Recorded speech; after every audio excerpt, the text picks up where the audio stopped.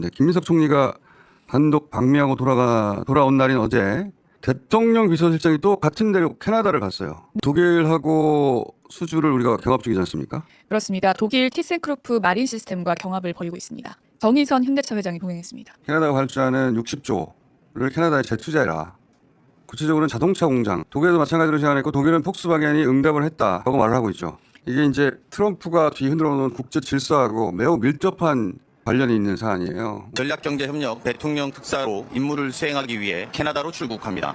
이번 특사단에는 김정관 산업부 장관, 이용철 방사청장을 비롯한 잠수함 사업을 직접 추진하는 한화, HD 현대중공업을 물론이고 현대차 그룹을 포함한 다수의 우리 기업들이 함께합니다. 이번 잠수함 사업 수주권은 최근 진행되는 방산 사업 중 가장 큰 규모 중에 하나이고 국내 생산 유발 효과만 해도 최소 40조 원을 넘을 것으로 추정하고 있으며 2만 개 이상의 일자리도 창출될 것으로 기대하고 있습니다. 이번 방문을 통해 우리 잠수함의 우수한 성능과 더불어서 양국 간의 산업협력 그리고 안보협력을 확대해야겠다는 정부의 의지를 캐나다 정부의 최고위급들을 만나 직접 전달하고자 합니다. 앞으로도 방산협력, 방산사업 수주와 관련돼서 사우디나 UAE, 인도네시아, 페루, 노르웨이 등이 준비되어 있습니다. 노르웨이도 지난번에 이미 대통령 특사로 잠깐 방문해서 신서를 전달했고 머지않은 시간에 결과가 나올 것으로 기대하고 대통령 특사로 간다는 점은 단순하게 안보협력만 가지고 또는 방위산업과 관련된 사업만을 가지고 제안하는 것이 아니라 경제협력 그리고 제반의 여러 가지 민관협력들이 동시다발적으로 이루어져야 되는 문제이고 정책실장, 안보실장, 비서실장 등 청와대 전체가 힘을 합쳐서 의견을 모아야 되는 문제입니다. 그래서 비서실장인 제가 특사로서 역할을 하고 있다는 점 다시 한번 기자회견할 때 왼쪽에 서 있던 분이 방소청장이에요. 원래 서로 필요해서 분업을 한 건데 일자리를 뺏어간다. 그러면서 캐나다를 미국에 51번째 주라면서 캐나다 총리를 막 주지사로 모르고 네. 조롱하기 시작하죠. I think they have to become the 51st state. Because I do like the O Canada, right? I think we're going to have to keep it for the 51st state. I call him Governor Trudeau.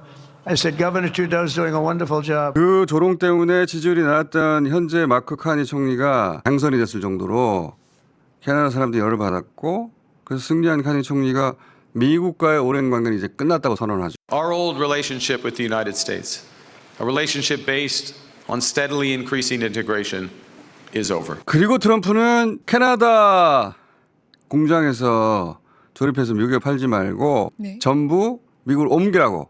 이게 작년 얘기예요. 그래서 트럼프 때문에 캐나다의 자동차 공장들이 일제히 문을 닫게 생긴 거예요. 캐나다 자동차 산업이 상당히 크거든요. 네. 하루아침에 텅텅 비는 천업의 공동화라고 하죠. 그런 공포에 캐나다가 직면한 겁니다. 시진핑을 만난 것도 그래서예요. 예. 캐나다는 중국에 가서 중국산 전기차 관세를 풀어주고 중국은 캐나다 농축산물 받아주고 그런 파트너십을 맺으면서 캐나다 입장에서는 국제관계를 네.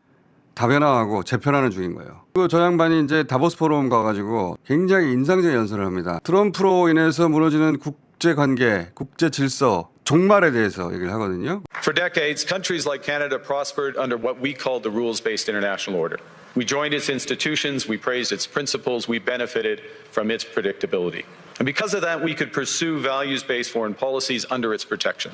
We knew the story of the international rules-based order was partially false. 그동안 규칙 기반의 국제 질서라는 게 있었는데 그게 비록 부분적으로는 거짓이라는 것을 허구라는 것을 알고 있었지만 그러니까 힘센 국가들은 예외였다는 거죠. 그럼에도 안정적인 금융 시스템 또 안전한 해상 항로 집단 안보 같은 안전장치를 동시에 제공했기 때문에 그 부분적인 거짓말을 우리는 못 본 척해왔다.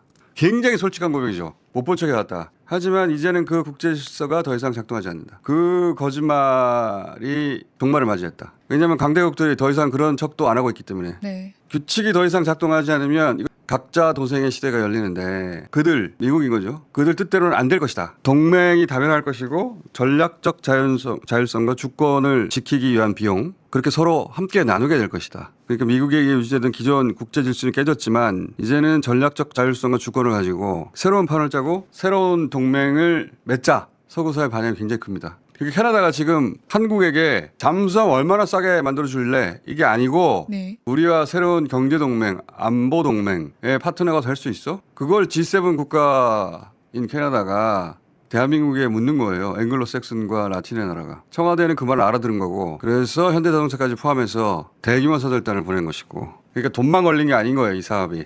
만약 이 사업을 따낸다면 강대국은 아니지만 미들파워로서 우리나라 위상은 이전과 달라질 거예요. 12월 3일 KBS가 이 비상계엄 사태, 이 내란 사태에 어떤 역할을 했는가 의혹들이 나오고 있는 건 알고 계시죠? 네, 알고 있습니다. 내부 인사가 사전 협의 내지 공모 내지는 최소한 알고 있었을 수 있다 이런 의혹들인데 이와 구체적으로 그 당시 통합뉴스룸 국장, 뭐 다른 회사의 이제 보도국장격인 최재현 국장께서 퇴근을 했다가 다시 회사로 들어온 거 가지고 내란과 관련된 비상계엄과 관련된 방송 준비가 아니었는가라는 의혹이 제기되는 것도 아시죠? 저게 작년 8월이에요. 근데 KBS 노조가 문제 제기를 했는데 왜 오후 6시에 퇴근했던 최재현 국장이 7시 반에서 8시 사이에 왜 회사로 돌아왔느냐. 그리고 회사에 돌아와서 대통령실 출입 기자 등을 통해서 대통령실의 동향 확인을 하라고 지시를 하고 생전 들어가지 않았던 뉴스 부소정실에 들어가서 KTV에서 신호가 들어오는지 수신 여부를 체크했고 왜 이러느냐라고 하는 당시 뉴스 부조에 있던 기술 직원의 질문에 안보 관련이다 라는 답변을 했습니다. 수사 기록과 판결문들을 보면 이상민 전 장관이 윤석열 전 대통령으로부터 KBS 생방송이 준비되어 있다라는 얘기를 들었던 건 12월 3일 밤 8시 40분으로 보입니다.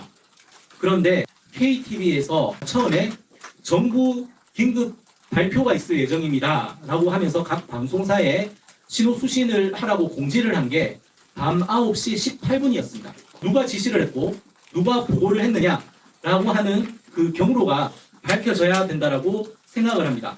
MBC 등 한겨레, 경향 등 비판적인 언론사에 대해서는 단전 단수를 지시한 반면 KBS에는 대통령 담화를 준비시켰던 것, 권력이 친위 쿠데타를 일으키기 위해서 공영방송인 KBS를 한낱 도구로 활용했다라는 것으로 저희들은 보고 있습니다. 최재현 당시 국장에게 전화한 주인공이 박장범 현 KBS 사장이라는 것을 알아냈다. 최재혁 당시 대통령실 홍보기획 비서관이라고 합니다. 최재혁 비서관은 계엄 사고 당시에 대통령실 그 현장에 배석한 인물이거든요. 이것은 내란 주요 임무 종사에 해당될 수도 있는데 불법적인 계엄을 그 정보를 미리 취득해가지고 방송 준비를 했으니까. 근데 이게 무혐의로 사건이 종결돼요. 총을 들고 접근했고 폭력적으로 대응했다 그랬다잖아요. 무장해제를 하라고 했는데.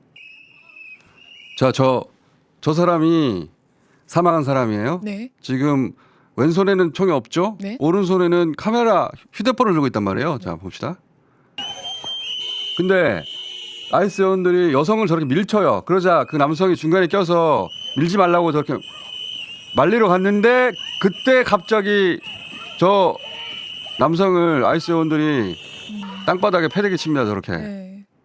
저렇게 해서 양손 모두 땅바닥에 엎드리고 있잖아요. 여전히 오른손은 비어있고 왼손은 휴대폰을 들고 있어요. 네. 자, 그런데 저렇게 완전히 제압이 됐는데 근데 저 동그라미 안에 있는 사람 잘 보세요. 저 사람이 뭘 꺼냅니다. 저 사람 뒤 바지춤에서 뭘 꺼내요. 오른손을 다시 총을 들고 나가는 거예요. 저게. 그러니까 저 엎드려 있던 네. 간호사 뒷춤에 총이 있었던 거예요. 네. 저렇게 뒷춤성을 꺼내잖아요. 네. 회색 옷을 입은 사람이 네. 꺼내서 딱 손으로 들고 나가죠. 저렇게 네. 총을 뺏은 거예요. 네. 총을 뺏으면서 저 사람이 뭐라고 그랬냐면 건 총이다고 외쳐요. 아. 총을 뺏은 거예요. 완전히. 네. 그러니까 지금 땅바닥에 엎드려 있는 저 남자는 총이 없어요. 아예. 그렇죠. 총을 꺼낸 적도 그렇죠. 없지만 네. 아예 소지도 하지 않고 있는 상황이에요. 저렇게 근데 건이라고 외치니까 그다음 넘어와 주세요. 그러자 총을 쏴버린 거예요. 다른 사람들이 총 건이라고 외치는 순간 총을 지금 들고 위협하나 보다. 그 말에 총을 저기서 한 사람이 먼저 쏘니까 나머지 합쳐가지고 총 10발을 쐈어요. 미국은 지금 야만의 시대가 열렸어요. 그리고 방금 전 트럼프가 우리 자동차 관세를 네. 15% 원래 합의했는데 25%로 인상한다고 갑자기 또. 네. 하이 진짜. 그게 아마 캐나다 때문일 겁니다.